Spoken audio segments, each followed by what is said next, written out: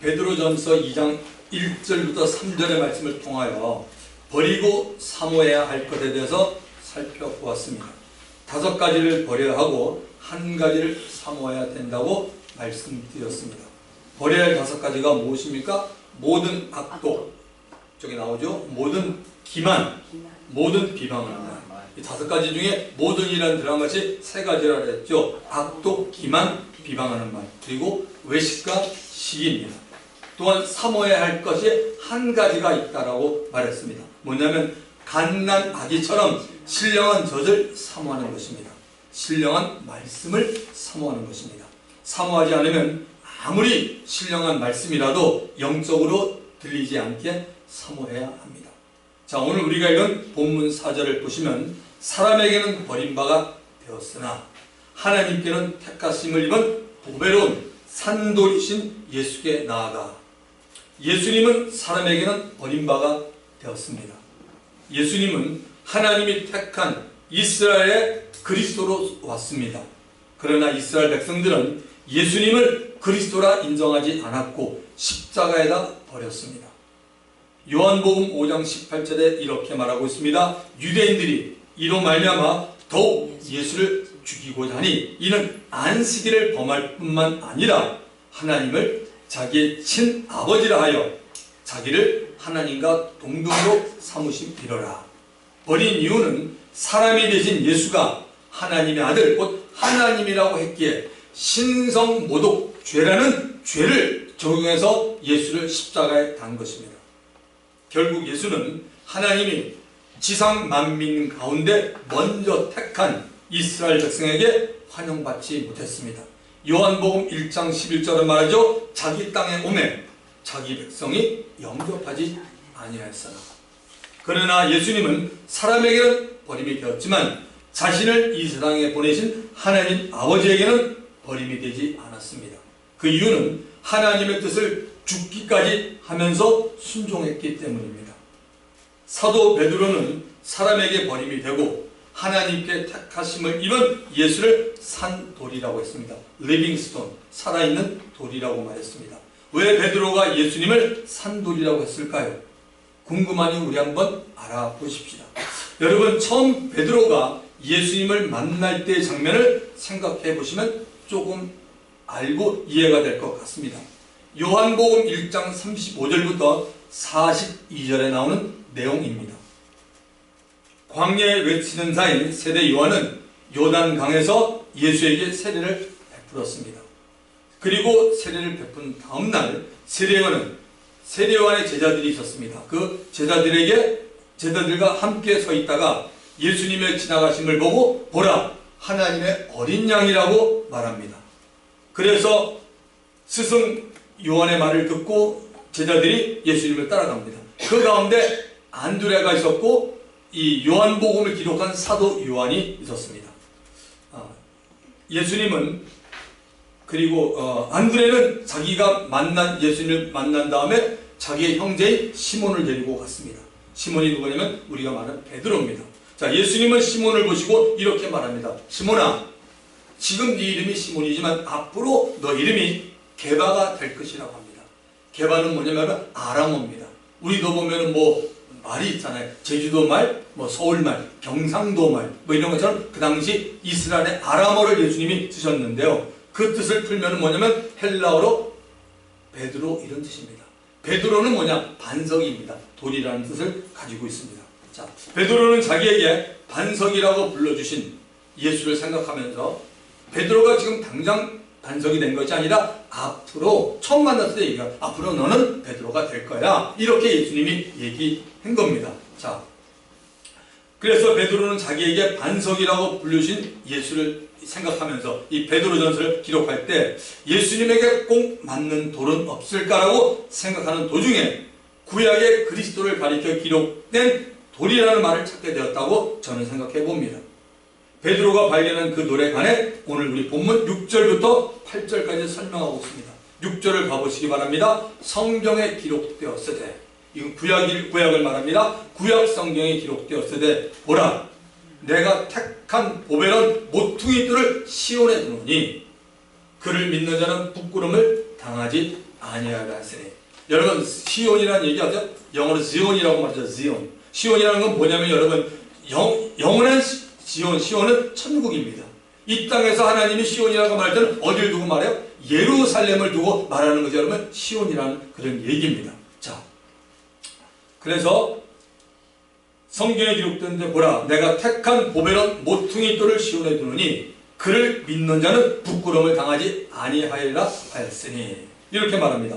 성령이 충만했던 베드로가 구약 성경을 인용하여 예수님이 모퉁이 돌이 됨을 말하고 있습니다. 자, 베드로는 이사야서 여러분 아시죠? 구약 성경 이사야서의 내용을 생각했던 겁니다. 이사야서 28장 16절. 그러므로 주 여호와께서 이같이 이르시되 보라 내가 한 돌을 시온에 두어 기초를 삼았노니 곧 시험한 돌이요 귀하고 견고한 기초돌이라. 그것을 믿는 이는 다급하게 되지 아니하리라. 분명히 구약 성경의 이 돌을 말하면서 그것이 뭡니까? 믿는 이. 돌은 뭐를 가리키죠? 어떤 사람을 가리키는 걸 분명히 말하고 있습니다. 그것을 믿는 이. 돌한테 어떻게 여러분 이 사람이라고 부릅니까? 그것을 믿는 이는 다급하게 되지 아니하리라 말합니다. 이사야 선지자가 말한 돌은 하나님이 채산 돌이고 견고한 기초가 될 돌이라고 합니다. 이 돌을 하나님 나라를 상징하는 시온에 두겠다고 말합니다. 그리고 이 돌을 믿는 자는 다급하게 되지 않는다라고 말합니다. 이 돌은 한 사람의 인격을 말합니다. 이 사람은 메시아 그리스도입니다. 베드로는 성령의 감동으로 이사야가 기록한 말씀을 연구하면서 기초가 될 돌을 모퉁이 돌로 보았고 다급하게 되지 않음을 부끄러움을 당하지 않게 될 것이라고 본 겁니다. 자, 본문 7절을 가보시면 그러므로 믿는 너희에게는 보배이나 믿지 아니하는 자들에게는 건축자들이 버린 그 돌이 모퉁이의 머릿돌이 되고 모퉁이 돌이 대신 산돌이신 예수 그리스도를 믿는 자들에게는 보배로운 가치가 주어집니다. 마치 예수께서 고난의 십자가를 통과한 후에 받으신 그 영광이 지극히 높고 큰 것처럼 주를 믿는 성도들이 이 땅에 살아가면서 예수님 때문에 받는 고난을 당하고 난 후에는 천국에서 지극히 큰 상급과 함께 영광을 받게 되는 것이 보배가 된다는 말씀입니다. 그러나 예수를 믿지 아니하는 자들에게 대해서는 구약의 시편의 말씀을 인용합니다. 시편 118편 22, 23절의 말씀입니다. 건축자가 버린 돌이 집 모퉁이의 머릿돌이 되었나니 23절에는 이는 여호와께서 행하신 것이요 우리 눈에 기이한 바로다. 건축자는 누구냐면 여러분 먼저 택한 이스라엘 백성들을 말합니다. 건축자가 누구라고요? 이스라엘 백성들을 말합니다. 그러니까 건축자가 버린 돌, 이스라엘에게는 예수 그리스도는 버린 돌이 되었습니다. 그러나 하나님은 이스라엘 백성이 버린 돌로서 모퉁이 머릿돌, 손수 만드심으로 모든 건축에 모퉁이 돌이 필요함을 알게 했습니다. 여러분 모퉁이 돌이 뭐냐면 코너스톤, 이 건물과 건물이 이렇게 돌아갈 때 이게 연결시키는 겁니다. 그게 바로 코너스톤에서 모퉁이 돌이라고 말합니다. 이렇게 하나님께서 행하신 일은 기이하다는 겁니다. 자, 본문 8절을 보시면 또한 부딪히는 돌과 걸려 넘어지게 하는 바위가 되었다 하였느니라. 그들이 말씀을 순종하지 아니함으로 넘어지나니 이는 그들을 이렇게 정하신 것이라. 하나님께서는 예수 그리스도를 믿지 아니하는 자들에게는 모퉁이 돌이신 예수가 오히려 부딪히는 돌과 넘어지게 하는 돌이 되게 하였습니다. 그 이유는 말씀에 순종하지 않고 있기 때문이라는 것입니다. 하나님은 전 세계 모든 사람들에게 평등하게 기회를 줍니다. 누구든지 예수를 믿기만 하면 멸망당하지 않고 영생을 주겠다고 약속을 했습니다. 그 약속의 말씀이 어디 있어요? 요한복음 3장 16절. 하나님이 세상을 이처럼 사랑하사 독생자를 주셨으니 이는 저를 믿는 자마다 멸망치 않고 영생을 얻게 하리라. 하나님은 모든 사람에게 다 줬어요. 누구를 만나라고. 인종에 상관없다, 나이에 상관없다, 직업에 상관없다. 누구든지 예수를 믿기만 하면 영원한 생명을 준다. 할렐루야. 동일한 기회를 줬습니다. 그래서 요한복음 3장 16절의 말씀을 믿는 사람은 예수를 믿게 되고 믿지 않는 사람은 예수 믿지 않습니다. 하나님은 모든 것을 알고 계십니다. 예수를 끝까지 믿지 않고 이 세상의 삶을 마친 사람들을 하나님은 이미 아시고 계십니다. 그들은 하나님께서 주신 영생을 얻을 수 있는 말씀에 순종하지 않았습니다. 그러므로 하나님께 불순종한 사람들에게는 오히려 예수를 믿지 못하도록 하나님이 정해 놓았습니다. 이제 예수를 믿는 사람들은 하나님 앞에 보배로운 산돌이 대신 예수께로 나아가라고 말합니다. 어떻게 나아가야 하는지 5절을 가보겠습니다. 너희도 산돌같이 신령한 집으로 세워지고 예수 그리스도로 말미암아 하나님이 기쁘게 받으실 신령한 제사를 드릴 거룩한 제사장이 될지니라. 예수님은 자신을 산돌로 세우셨습니다. 모든 건물과 집에 모퉁이 돌로서 다 연결을 시키고 있고 연결이 됩니다. 사도 바울도 에베소 교인에게 보낸 편지 내용에 예수님을 모퉁이 돌로 표현합니다. 에베소도 2장 20절을 보시면 너희는 사도들과 선지자들의 터 위에 세우심을 입은 자라. 그리스도 예수께서 친히 모퉁이 돌이 되셨느니라.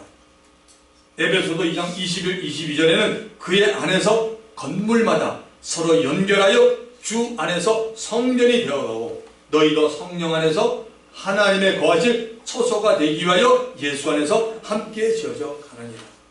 이제는 유대인이나 이방인이나 예수 그리스도를 믿음으로 인해 하나님 앞에 한 가족이 됩니다. 여러분, 한 가족이 되는데 중요한 것은 이겁니다. 예수가 없는 사람은 한 가족이 될 수 없습니다. 예수 없이 이 지구상의 모든 나라가 평화로 하나가 되지 않는 말은 아주 새빨간 거짓말입니다. 예수 그리스도 없이 예수를 인정하지 않고 말하는 사람들 뒤에는 마귀가 도사리고 있다는 사실입니다. 지금 마지막 때입니다. 이 평화를 외치는 자들이 굉장히 많습니다. 맞습니다. 근데 예수가 빠진 평화는 없어요. 이건 제 얘기 아니라 성경이 정확히 말하고 있는 겁니다. 예수가 없는 평화가 어디 있습니까? 모든 사람이 다 죄인인데 수많은 악한 영들이 예수 없이 하나님 앞에 나가다 전부 이단들이고 잘못된 가르침이에요. 그거 없습니다. 예수와 통하지 않고는 이 땅에는 평화가 없습니다. 모두가 다 마귀의 영으로 살아가고 있지 않습니까? 예수 그리스도께서 산돌이 되신 것처럼 우리들도 신령한 집으로 세우고 신령한 제사를 드린 거룩한 제사장이 되라고 합니다. 자, 이제 지금부터 좀 잘 들어보세요. 신령이란 말은 우리 한국 성경에는 신령이라고 나왔지만 원래가 영적이라는 얘기입니다. 저도 이게 성경을 가리키거나 설교할 때 신령이라는 말을 이렇게 쓰고 싶으면 게 아니에요. 뭐 산신령이 자꾸 이러면 이상한 도사, 이게 점쟁이를 신령하다 그러잖아요. 그 사람들 신이 내렸다 이런 말을 하기 때문에 좀 그래요. 근데 영어로 보면 뭐냐면 spiritual. 여기 잘 나와 있네, 보세요. 신령한다면 영적이라는 말이 영어로 spiritual하다는 겁니다. 영적이라는 얘기입니다. 그래서 이 베드로 전서에 나왔던 신령한 젖, 신령한 집, 신령한 제사, 이제 이 신령한 말 대신에 여러분 영적인 말을 영적으로 한번 말해봅시다. 어떻게 됩니까? 영적인 젖, 영적인 집, 영적인 제사. 이번에는 이 젖, 집, 제사를 정확히 말해봅니다. 영적인 젖은 뭐예요? 영적인 말씀입니다. 우리가 지난주에 배웠잖아요. 젖은 말씀이다. 말씀이다. 영적인 집은 뭐예요? 영적인 교회, 여기 교회. 영적 공동체. 저와 여러분 우리 모두가 공동체입니다. 바로 이것이 영적인 집입니다. 영적인 제사는 뭡니까? 우리가 하나님께 어떻게 제사 드린다는 얘기겠습니까? 구약적인 표현이죠. 하나님께 뭐예요? 예배 드리는 거 아닙니까? 오늘 이 자리 뭡니까? 지금 예배 드리는 자리 아닙니까? 영적인 예배입니다. 이런 이유로 오늘 말씀의 제목을 신령한 집과 신령한 제사로 정한 겁니다. 다시 풀어보면 영적인 공동체와 영적인 예배입니다. 이 말씀이 믿음으로 깨달아진 분은 이미 설교를 다 들은 것과 똑같습니다. 자, 본문의 말씀을 통하여 과연 나는 영적 공동체에서 영적인 사람인가? 나는 영적인 예배를 드리고 있는가라고 저와 여러분 우리 자신을 한번 점검해 보시기 바랍니다. 신령한 곧 영적이란 말을 처음으로 사용한 분이 여러분 누구십니까? 하나님의 아들 예수 그리스도십니다. 예수님이 예배에 대해서 알려주기까지는 모든 사람은 하나님이 찾는 예배가 무엇인지 모르고 있었습니다. 다윗의 아들 솔로몬 왕 때까지는 이스라엘 백성들은 예루살렘에서 하나님께 예배를 드렸습니다. 솔로몬의 정치 말기에 우상 숭배로 인하여 하나님의 진노를 사게 됩니다. 솔로몬의 아들 르호보암 때 나라가 남과 북으로 나눠졌습니다. 그때부터 남유다 사람은 예루살렘에서 예배를 드렸고, 북이스라엘 사람인 사마리아 사람들은 산에서 예배를 드렸습니다. 그들은 예배를 받으시는 하나님과 하나님께 예배드리는 사람에 대해서는 별로 관심 갖지 않았어요. 다시 말씀드릴게요. 예배를 받으시는 하나님과 예배를 드리는 사람에 대해서는 별로 관심 갖지 않았어요. 어디에 관심 갖는지 아세요? 예배드리는 장소에 관심을 보이고 있었어요. 이 문제를 아신 예수는 일부러 제자들과 함께 사마리아 지방으로 가자고 해서 데리고 갑니다. 거기에서 한 여자를 만나고 살아있는 예배를 통해서 누구나 하나님을 만날 수 있다고 알려주었습니다. 그 살아있는 예배가 무엇인지 요한복음 4장 23절과 24절에 기록되어 있습니다. 요한복음 4장 23절, 아버지께 참되게 예배하는 자들은 영과 진리로 예배할 때가 오나니 곧 이때라 아버지께서는 자기에게 이렇게 예배하는 자들 찾으시느니라. 영과 진리라는 말을 개역 한글에서는 신령과 진정이라고 기록되어 있습니다.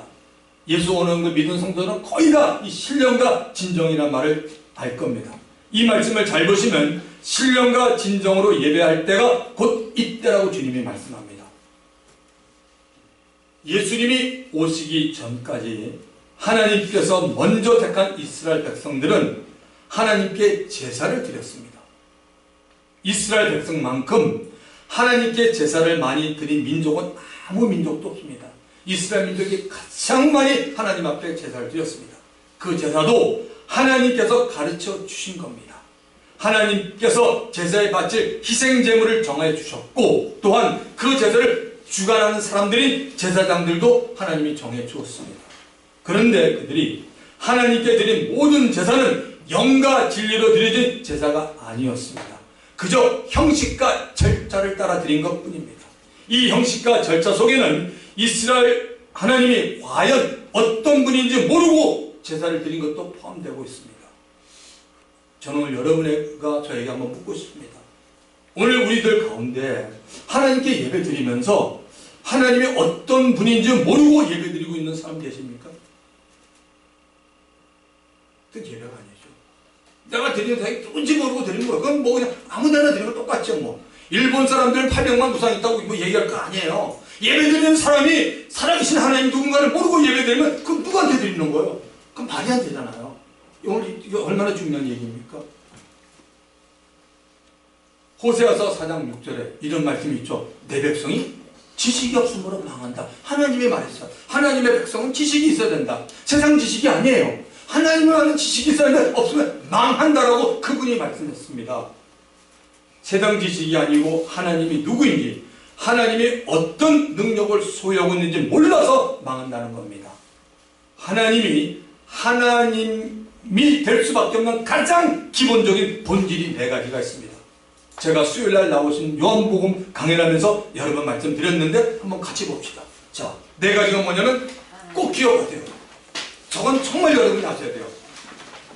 예배는 하나님의 영, 스피릿, 안 보인다. God is spirit. 하나님 영이에요. 그리고 하나님은 뭔가, 하나님은 자존합니다. 하나님은 스스로 계신 분이에요. 그러면 하나님은 무한합니다.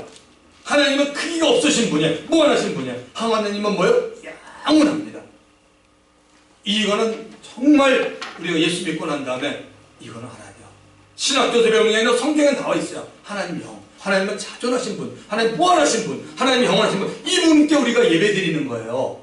그래서 하나님이 나한테 예배 드리면 그냥 예배 드리는 게 아니라 하나님이 알려줬어요. 너희가 신령과 진정으로 예배 드려야지 그 예배를 하나님이 받으신다는 거예요. 왜? 하나님이 이런 분이기 때문에 그러는 거예요. 여러분.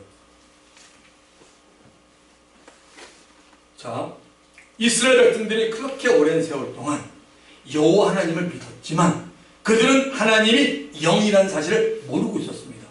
여러분 알았다면 예수님이 왜 하나님은 영이라고 이렇게 얘기했습니까? 수천 년이 했지만 이들은 이걸 모르고 있었어요. 그래서 때로는 그들이 어떤 행동을 했나요? 영이신 하나님을 송아지의 형상을 만들어 그 만든 송아지가 하나님이라고 실제로 역사에 나오냐는 그렇게 했어요. 누가 그랬어요? 아론이 그렇게 한 거 아닙니까? 하나님은 스스로 계신 분입니다. 이게 뭡니까? 자존하신 분. I am that I am, I am who I am. 하나님 스스로 계신 분이에요. 스스로 계신 분이라는 것이 여러분 이해가 됩니까? 사람의 머리는 이해하기 어렵습니다. 아니, 이해가 안 됩니다. 오직 하나님의 입장과 생각으로 보아야만 믿어지는 사실입니다. 스스로 계신 분으로부터 모든 것이 시작이 됩니다. 모든 것의 시작은 저절로 생긴 것이 아닙니다. 하나님에 의해서 창조가 되었습니다. 믿으시면 아멘. 하나님의 입장, 하나님의 말씀에 의해서 눈에 보이는 것들과 보이지 않는 모든 것들이 다 창조가 되었습니다. 하나님은 여러분 또한 무한하신 분입니다. 그래서 어떤 공간에 갇혀 있지 않습니다. 하나님의 크기를 알 수가 없다는 겁니다. 그래서 하나님은 어떤 장소에만 있는 분이 아닙니다. 예루살렘 성전에는 하나님의 이름만을 두었습니다. 하나님은 영원하신 분입니다. 사실 영원하다는 것도 수학적인 개념이라 우리가 이해할 수는 있어도 그 영혼을 경험하지 못했기에 별로 실감을 느끼지 못하고 있는 실상입니다. 그래서 예수 믿으면 영원히 천국에 가서 살고 믿지 않으면 영원히 지옥에서 산다는 말이 믿음으로 경험되지 않았기에 어떤 성도들은 천국과 지옥이라는 말을 대단치 않게 여깁니다. 앞에서 지옥이란 말 하면 속으로 아유 우리 목사님이 나한테 뭐 괜히 떨게 만드네. 하나님의 사랑이 하나님인데 무슨 지옥이 있어. 이렇게 얘기하는 사람들이 있습니다. 정말 안타깝습니다. 제 얘기가 아니라 성경의 말씀입니다. 성경의 말씀. 성경의 말씀을 안 믿는 사람은 하나님 안 믿는 거죠. 어떻게 하나님을 믿는다 그래요. 하나님이 기록한 말씀인데요.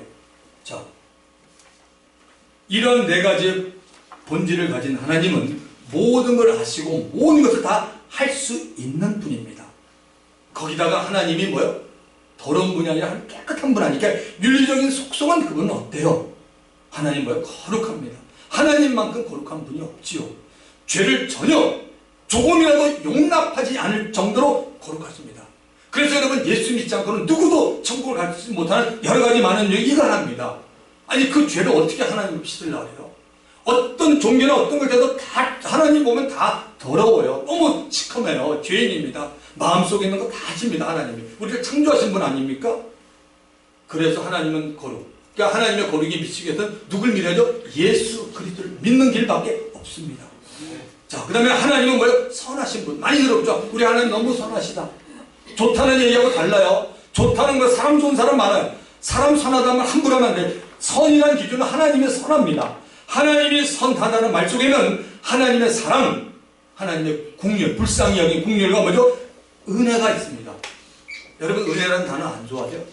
저는 목회하면서 가장 좋아하는 단어가 grace, 전 은혜예요. 저는 제 꼴을 알아요. 정말 은혜가 너무너무 중요해요. 주님 저한테 은혜 주세요. 저 은혜 주셔서 제가 목회할 수 있습니다. 하나님 저에게 은혜 주세요. 정말 이거 안 그냥 은혜는 뭐 내 힘으로 못한다는 거죠. 주님 나를 도와주세요. 이게 은혜입니다. 여러분 또한 하나님은 모든 일을 공정하고 의롭게 판단을 하신 분입니다. 그래서 여러분들이 하나님의 말씀을 자꾸 이렇게 암송해야 돼요. 미가서 6장 8절 보면 하나님 말씀하잖아. 하나님 뭐예요? 네가 정말 정의를 행하며 하나님은 인자를 사랑하며 겸손하게 하나님과 함께 행하는 것이 아니냐. 이것이 선한 것이 무엇인지 하나님이 알려주었습니다. 여러분. 자, 구약의 모든 예배는 하나님이 참으로 바라는 예배를 드릴 때까지 그림자 역할만 한 겁니다. 그림자. 여러분 지나가면 여기는 그림자 빛이잖아요. 그림자 역할하는 게 뭐냐? 구약의 모든 예배는 그림자 역할만 한 겁니다. 하나님이 바라는 예배는 신령과 진정이 있는 예배입니다. 영과 진리로 드리는 예배입니다. 구약 성경은 크게 모세 율법, 모세 오경이라고 말하죠. 창세기, 출애굽기, 레위기, 민수기, 신명기 이렇게 해서 5개에서 모세 오경이라고 말합니다. 그것을 소위 말하는 모세 율법이라고 말하죠. 그 다음에 시가서, 시편, 잠언, 전도, 아가 이게 전부 시가서예요. 시가서와 선지자 이걸 나머지는 다 선지자들이죠. 이사야, 예레미야, 미가, 말라기 전부 선지자들이 글로 나눌 수가 있습니다. 자, 모세가 쓴 출애굽기라고 있는데 거기 25장부터 레위기 전체는 하나님께 제사드리는 모든 일에 대해서 다루고 초점을 맞추고 있습니다. 그만큼 제사, 예배가 중요하게 모세의 글에 많이 기록되고 강조되어 있습니다. 먼 훗날 사도 바울이 모세의 글 율법에 대해서 이렇게 말합니다. 로마서 7장 14절. 로마서 그래서 우리가 기회가 됐잖아요. 우리가 율법은 뭐예요? 신령한 줄 알거니와 나는 육신에 속하여 죄 아래 풀렸도다. We know that the Lord is spiritual, but I'm unspiritual. I'm unspiritual, so that I just slave to sin. 나는 정말 죄로서 죄를 짓기 위해 팔려버린 사람이라고 말하고 있습니다. 여기 율법이 신령하다 말합니다. 아까 우리가 신령이 뭔지 알죠? 영적이라는 얘기입니다. 율법이 신령하다는 겁니다. 율법이 영적이라는 겁니다. 여러분 지금 좀 신경을 써서 잘 들어야 돼요. 이 아까운 시간. 여러분 지금 주무시면 안 돼요. 정말 여러분 신경을 써야 돼요. 잘 들으셔야 돼요. 이 율법을 지키려면 사람이 신령해야 되는데 사람은 다 신령하지 못하고 육신에 속한 자라는 겁니다. 바로 아담의 죄로 말미암아 이 세상에 사는 모든 사람은 영적으로 죽은 다 육신의 사람이기 때문에 그래서 우리가 율법을 못 지키는 겁니다. 율법이 잘못된 것이 아니라 율법 자체가 신령한데 인간이 신령하지 못하기 때문에 이걸 못 지키는 겁니다. 이해가 되십니까? 이거 이해가 돼야지 성경이 여러분 열립니다. 죄송합니다. 제가 좀 흥분한 것 같네요. 자. 그래서 아담의 죄로 말미암아 이 세상에 태어난 모든 사람은 영적으로 죽은 육신의 사람입니다. 하나님께서 이스라엘 백성들에게 알려준 구약 제사 자체는 신령했지만 제사를 드리는 사람이 신령하지 못했기에 신령한 제사를 드리지 못하고 있었다는 것입니다. 물론 구약의 모든 종류의 제사는 예수 그리스도가 오실 때까지입니다. 예수님이 왔기에 구약의 제사는 더 이상 필요하지 않습니다. 여러분 세계 어느 나라 교회를 가도 예수님을 모시고 십자가 있는 교회를 가서 구약에처럼 예배드리는 교회 보셨어요? 짐승의 피를 다 부는 교회 있어요? 없습니다. 그건 다 끝난 겁니다. 예수께서 십자가 위에서 피를 흘리시고 죽으신 이상은 단번에 드리신 제사입니다. 예수님의 한 번의 희생으로 하나님은 모든 죄인들의 죄를 용서하시고 예수님의 거룩한 의를 입혀서 의롭다 하실 수 있게 된 것입니다. 왜 하나님께 예배하는 자는 영과 진리, 신령과 진성으로 예배를 드려야만 합니까? 하나님이 영이기 때문입니다. God is Spirit. 요한복음 4장 24절. 하나님은 영이시니 예배하는 자가 신령, 영과 진리로 예배하지 않아요. 하나님이 영이기 때문에, 이유 영이기 때문에 하나님이 영이 아니면 그렇게 예배 안 드려도 되는데 하나님이 영의 스피릿이기 때문에 예배하는 자가 영과 진리로 예배하지 않아요. 하나님이 육신의 눈으로 볼 수 없는 영으로 계시기에 예배하는 자도 우리 안에 있는 영을 사용해서 영적으로 예배를 드리라고 합니다. 영을 사용해서 드려지는 예배가 바로 신령으로 드려지는 예배입니다. 영을 사용해서 예배 드리기 위해서는 각 사람의 죽어있는 영이 성령에 의해 살아나야 합니다. 또한 우리의 영은 성령과 교통해야 합니다. 요한복음 3장 6절. 육으로 난 것은 육이요. 여러분 인간은 모든 사람이 다 부모에 의해서 아빠 아버지가 다 있어요. 태어난 게 육으로 육의 몸이요. 영으로 난 것, 성령으로 난 것은 뭐예요? 우리 안에 죽어있던 영이 성령에서 난다는 겁니다. 난 것은 영이니. 로마서 8장 16절. 성령이 친히, 이거 굉장히 중요한 말씀이에요. 이런 말씀을 보면 우리가 뭡니까? 예수 믿을 때 감동을 믿으면 안 돼요. 보세요. 성령이 친히 우리 영과 더불어 우리가 하나님의 자녀임을 증언하시나요? 맞잖아요. 어떤 감동을 느껴서 내가 하나님의 자녀가 아니에요. 성령께서는 우리 안에 있는 영으로 더불어서 하나님의 자녀임을 증거합니다. 할렐루야. 그래서 말씀을 견고히 잡아야 돼요. 여러분 말씀에는 없습니다. 기도하는 것도 다 말씀에 나와 있잖아요. 얼마나 하나님 말씀이 중요합니까? 말씀이 하나님 자신이에요. 하나님 자신. 성령은 인간의 영혼 육 가운데 영에게만 말합니다. 기억하세요. 사람은 영혼 육이 있는데 성령님은 인간의 영에게만 말합니다. 예수를 믿는 자의 영에게 성령께서 하나님의 자녀라고 말하고 있는 겁니다. 아멘. 진정이란 무엇입니까? 진리를 말합니다. 진리는 예수님이요 하나님의 말씀입니다. 그러므로 신령과 진정으로 예배를 드린다는 것은 우리의 영이 성령과 함께 하나님의 말씀으로 드려지는 예배입니다. 이 예배를 드리는 자를 하나님은 어떻게 한다? Looking for, 찾고 있습니다. 하나님이 영이기에 영적 예배를 드려야 합니다. 꼭 기억하세요. 하나님이 영이기 때문에 영적 예배를 드려야 합니다. 영적인 공동체 안에는 영적 예배가 반드시 있어야 합니다. 이 예배는 겉에 드러난 형식과 모양이 아닙니다. 중요한 것은 저와 여러분 우리의 영이 성령과 교통을 하면서 영인 하나님을 만나고 영적인 찬양을 올려드리는 것이 월식 예배입니다. 아멘. 또한 영이신 하나님이 말씀하는 것을 기록된 말씀을 통해서 신구약을 통해서 읽고 듣고 배우는 것입니다. 이것이 바로 살아있는 영적인 예배입니다. 성경은 우리 모두에게 신령한 제사 곧 영적 예배를 드릴 거룩한 제사장이 되라고 합니다. 하나님이 저와 여러분 우리들을 예수 안에서 왕같은 제사장으로 삼아 주었습니다. 그러므로 왕같고 거룩한 제사장답게 영적 예배를 드리기 위해서는 하나님은 우리들에게 성결한 삶을 살아가는 제사장이 되라고 요구합니다. 성령께서 사도 베드로를 통해 모든 하나님의 자녀들에게 말씀하십니다. 성결하게 사는 사람과 영적인 예배는 굉장한 관계가 있다고 알려줍니다. 성결하게 살지 않는 그리스도인이 있을 수 있어요. 직책이 없어 그럴 수 있어요. 한 주 한 달 묵일 수 있어요. 성결하게 살지 않는 사람은 하나님께 예배를 드리지만 영적인 예배를 드리는 것은 아닙니다. 하나님은 영적인 예배를 드리는 사람을 기뻐합니다. 왜 성결한 삶을 사는 그리스도인이 드리는 예배가 더 영적일 것 같습니까? 여러분? 첫째는 하나님이 우리 모두에게 원하는 뜻이 성결한 삶이기 때문입니다. 데살로니가 전서 4장 3절에 분명히 나옵니다. 하나님의 뜻은 이것이니 뭐요? 너희의 거룩함이라. 하나님의 뜻은 거룩함이에요. 우리 모든 그리스도인들에게 거룩함이라고 말합니다. 하나님께서 이스라엘 백성들을 위해 여러분 여리고성 무너뜨린 거 기억하시죠? 여리고성을 무너뜨릴 때 가장 주의를 상기시켰던 일은 이스라엘 백성들이 하나님 앞에 성결해지는 거고 성결하게 사는 것이었습니다. 그 증거로 하나님은 거룩한 백성을 상징하는 당시 남자들 할례를 받게 합니다. 하나님께서 보실 때 이스라엘 백성들에게 할례 받는 문제가 중요했습니다. 보통 할례를 받고 나서 3일 동안은 그 고통이 굉장히 심합니다. 그리고 하나님은 그들이 하나님의 말씀을 듣고 지켜나가는 거룩한 모습을 보고 하나님이 하실 일을 하였습니다. 그 거대한 여리고성 주위를 이스라엘 백성들이 돌기만 하는 것으로 무너뜨렸습니다. 영적 전쟁에서 거룩한 삶, 성결은 그만큼 중요합니다. 영적 전쟁은 우리 마음 안에서 매일 일어나고 있습니다. 그래서 제가 아침마다 성경을 읽으라고 하시고 우리 성도분들에게 묵상을 보내드리는 겁니다. 이 영적 전쟁에 승리하기 위해서는 우리 모두는 하나님께 영적 예배를 드려야 하는 것입니다.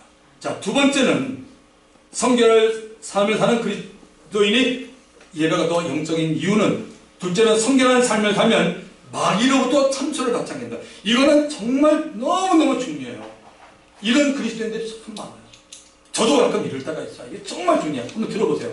우리가 왜 성결한 삶을 살아야 되냐면 마귀로부터 참소를 받잖아요. 참소가 뭔지 아죠? 고자질을 받지 않는다는 거죠. 고자질하는 놈이 누구냐? 그러면 마귀예요. 우리 양치가 콕콕 찔릅니다. 얼마나 마음 아프겠어요. 마귀는 예수를 믿는 하나님의 자녀들 신분을 바꿀 수는 없습니다. 아멘. 절대 신분 못 바꿉니다. 하나님이 준 신분을 지금 못 바꿔요. 못 바꿉니다. 그러나 그들이 하나님께 복을 받지 못하는 얼마든지 마귀는 방해를 합니다. 그 방해 가운데는 온갖 죄를 짓도록 우리를 유혹합니다. 믿는 자들이 죄를 짓고 회개하지 않고 있으면 어떤 일이 있느냐? 하나님께 담병을 얻지 못합니다. 예수 믿은 지나 20년 됐어요. 30년 됐어요. 5년 됐어요. 연수 얘기하지 마세요. 성경에 그런 얘기 한마디도 없어요. 믿는 자들이 죄를 짓고 지을 수 있는데 회개하지 않고 있으면 그 사람은 담대하지 못합니다. 담대하지 못하게 되면 자연히 어떤 일이 있느냐? 믿음이 흔들립니다. 이게 놀라운 영적인 원리예요. 담대하지 못하면 믿음이 흔들려요. 그리고 불안, 불평, 염려, 근심에 갑자기 쌓이기 시작하고 일만 되면 짜증나고 불만합니다. 이게 이 원리입니다. 그렇게 되면 이미 마음으로 하나님을 불신하고 있게 되니 마귀는 속으로 깨춤을 추면서 기뻐하고 있습니다. 그러나 반대로 빛 가운데서 성결한 삶을 살면 하나님으로부터 우리에게 담담이 선물로 주어집니다. 요한일서 3장 21, 22절 너무 사도 요한이 이 말씀을 잘 기록했어요. 잘 들어보세요. 사랑하는 자들아, 만일 저와 우리 마음이 우리를 책망할 것이 없으면 여러분이 저한테 얘기할 것도 여러분이 저한테 저는 우리 마음이 우리를 책망할 것이 없으면 하나님 앞에서 담담을 얻고 무엇인지 구하는 바를 그에서 받나니 이는 우리가 그의 계명을 지키고 그 앞에서 기뻐하신 것을 행함이라. 할렐루야. 너무 귀한 말씀이에요. 마귀로부터 참소받을 만한 일을 하지 않는 것이 지혜로운 성도입니다. 우리의 양심에도 책망을 받지 않게 됩니다. 여러분 한번 당당하게 살아보세요. 사람 만나도 얼마나 또 산지 몰라요. 여러분 사람 만나기도 그렇잖아요. 여러분 A라는 사람 만났는데 만나기 전까지 맨날 그 사람 흉보고 그랬어. C한테 가가지고 맨날 에이 저거 얼마나 나쁜지 몰라서 맨날 흉보고 저 친구 그래. 근데 막상 딱 만나서 여러분 양심이 알아요. 그건 세상 사람들이 하는 거죠. 우리 양심이 어떻게 됩니까? 그걸 계속 하다 보면 뭐예요? 그 다음부터는 하나님 관여 안 해요. 너는 그런 친구구나.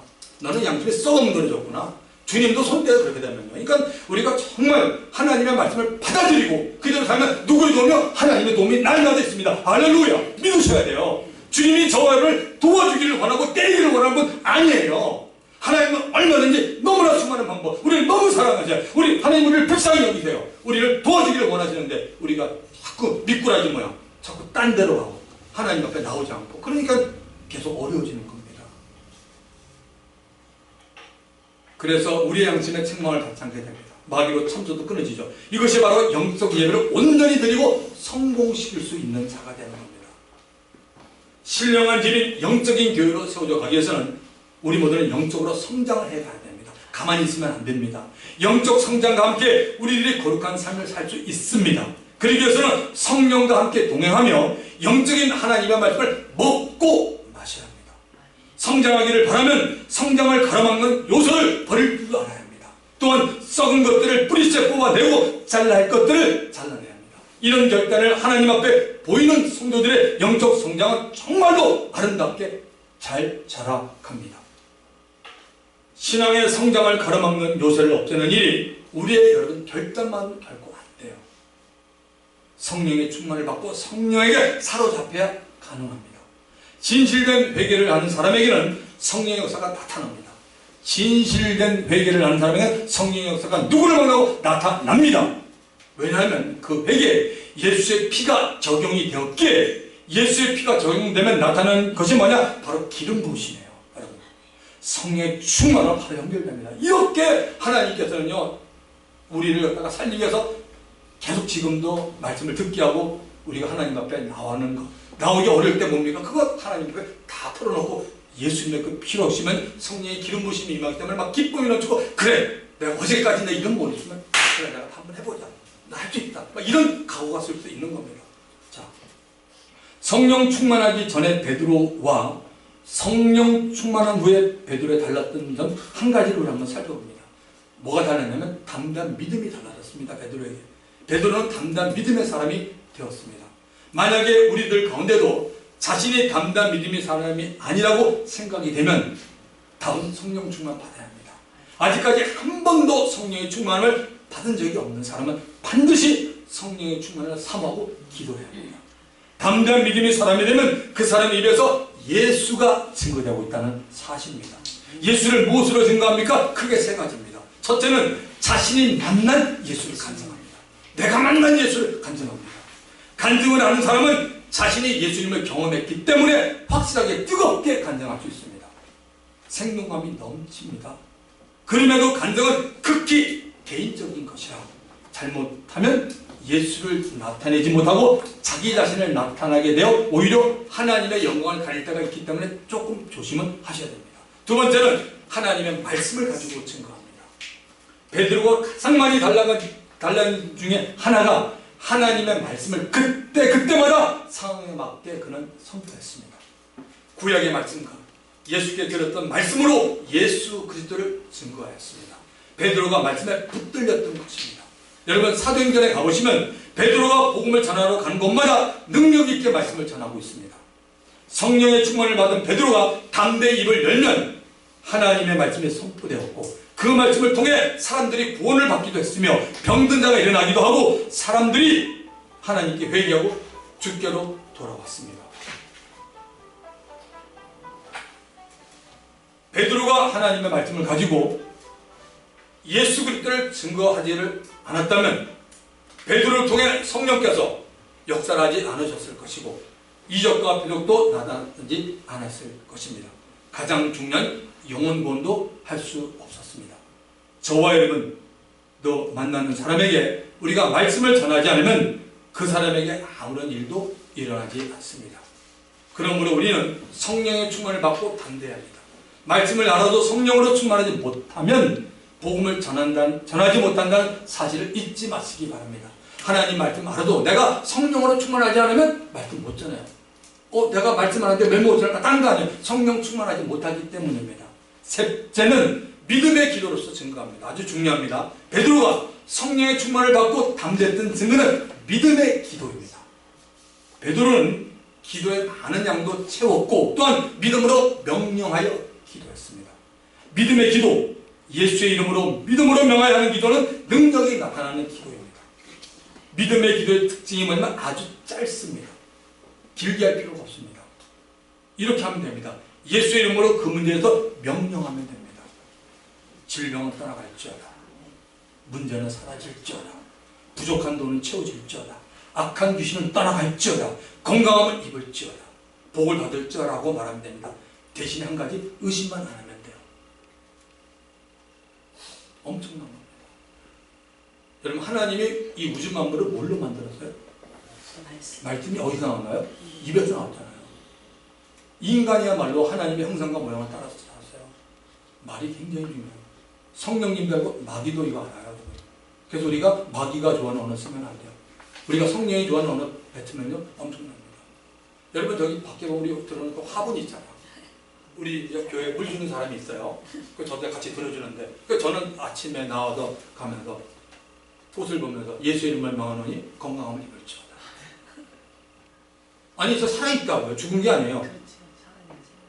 여러분이 내일부터 이제 이번 토요일까지 또 6일 동안 매일 묵상을 드려야죠. 시편 145편 6편부터 할 차례인데 거기 보시면 그 얘기 나와요. 비슷한 얘기 나와요. 정말 하나님의 모든 만물은 성경에 말 그들이 찬양하고 있다는요. 그러니까 자꾸 인간의 논리를 생각하지 마세요. 저와 여러분이 만약에 창조주고 영원히 산다면 하세요. 근데 우리 영원히 못 살아요. 하나님 말씀에 정말 다 맞아요. 그래서 여러분 명령 기도가 이게 중요합니다. 길게 할 것보다 짧게 선포하면 돼요. 예수 이름으로. 대신에 우리가 의심을 하면 안 됩니다. 그런데 뭐 건강을 입을저다 복을 받을저다 이렇게 하면 됩니다. 기도 생활을 게을리하거나 혹은 경건한 삶을 살지 못하고 기도하면 의심이 따르는 경우가 많습니다. 야고보서 5장 16절에 이렇게 말하죠. 의인의 간구는 역사하는 힘이 큽니다. 여기서 말하는 의인은 누구였냐면 엘리야를 말하고 있습니다. 엘리야 혼자서 450명과 기도 대결에 이겼던 자입니다. 그 엘리야에 대해서 얘기합니다. 그러니까 의인의 간구, 하나님을 의지했던 그런 힘은 기도는 역사는 힘, 기도는 힘이에요. 역사는 힘이 큽니다. 기도하면 뭐예요? 힘이라고 생각하세요. 아 내가 요즘 이렇게 신앙생활 힘이 없지? 답은 간단해요. 형제님 기도하세요. 목사님 기도 좀 하십시오.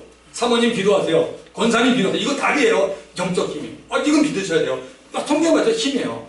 여러분 성경을 자세히 읽어보면요. 힘이라는 단어가 거의 기도예요. 힘써 기도하더라. 할렐루야. 그러니까 마귀가 그만큼 방해한다는 얘기 아닙니까? 딱 나오잖아요. 마가복음 11장 24절 그러므로 내가 너에게 말하노니 무엇인지 기도하고 구하는 것은 받은 줄로 믿으라. 그리하면 너에게 그대로 되리라. 하나님 말씀입니다. 믿음으로 살면 담담을 얻고 저와 여러분이 명령 기반의 역사가 나타납니다. 마지막 9절과 10절을 보고 말씀 마칩니다. 그러나 너희는 택하신 족속이요 왕같은 제사장들이요 거룩한 나라요 그의 소유가 된 백성이니 이는 너희를 어두운 데서 불러내어 그의 기이한 빛에 들어가신 이의 아름다운 덕을 선포하게 하려 하십니다. 너희가 전에는 백성이 아니더니 이제는 하나님의 백성이요 전에는 풍요를 얻지 못했더니 이제는 풍요를 얻은 자니라. 예수 믿는 자를 택하여 주신 분은 누구예요? 하나님입니다. 예수 믿는 자를 왕같은 제사장으로 만드신 분은 하나님입니다. 예수 믿는 자를 거룩한 나라로 만드신 분은 하나님입니다. 예수 믿는 자를 그의 소유된 백성으로 만드신 분은 누굽니까? 하나님입니다. 여기 보면 우리 신분이 나옵니다. 이렇게 만든 분이 누구냐? 저와 여러분이 아니에요. 우리의 노력이 아니에요. 하나님이세요. 이렇게 저와 여러분의 신분을 바꿔주신 분은 하나님입니다. 우리가 해놓은 일이 아무것도 없습니다. 우리는 원래 부모로부터 태어났을 때 어디 있던 사람들입니까? 영적으로 캄캄한 어두운 데 있었던 사람들입니다. 더구나 우리들 모두는 다 하나님의 백성이 아니었습니다. 거기다가 하나님께 불쌍히 여김도 받지 못했습니다. 그러니 예수 밖에서 저와 여러분이 자랑할 것이 무엇이 있었겠습니까? 아무것도 없습니다. 오직 자랑한다면 예수 안에서 저와 여러분을 구원해 주시고 지금까지 돌보아 주신 하나님의 은혜만을 자랑해야 합니다. 그러므로 하나님의 은혜를 감사하고 자랑하기를 원하는 사람은 하나님을 기쁘시게 되는 삶을 살아야 합니다. 말씀을 마칩니다. 교회는 영적 공동체를 형성해야 합니다. 교회는 영적 예배를 하나님께 드려야 합니다.